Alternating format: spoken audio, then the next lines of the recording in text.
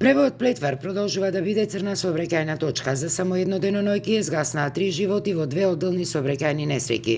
Според Сања Стаматова, портпарол на Савара Битола, 20 минути после полноќ на магистралниот пат Прилеп-Градско, кај местото викано Тројаци, патничко возило Опел Астра со прилепски ознаки излетало од мостот во провалијата, при што на лице место починале 37 годишниот возач Оркан И, како и неговиот сопатник 56 годишниот Риза М и двајцата од Прилеп.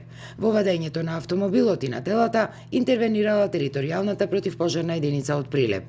Акцијата траеше до некаде 5 часот и 30 минути утринава. Сепак се работеше за многу тешки услови, стрмен терен, провалија од 40 до 50 метри, условите за работа многу тешки. Само неколку часа пред оваа сообраќајка, односно во 17:10, на истиот патен правец се случила уште една, во која се судриле патничко моторно возило Фијат со битолски регистарски ознаки, управувано од 45 годишниот НК од Крушево, и моторцикл Јамаха со охридски регистарски ознаки, управувано од 20 годишниот ММ од село Слатино, кој починал на лице место. Телата на сите загинати по налог на истражен судија предадени се на обдукција со цел утврдување на причините за несреќите. Инаку, поради големата фреквенција на сообраќајот на овој патен правец и честите сообраќајни несреќи кои се случуваат со години, уште минатата влада го започна неговото реконструирање.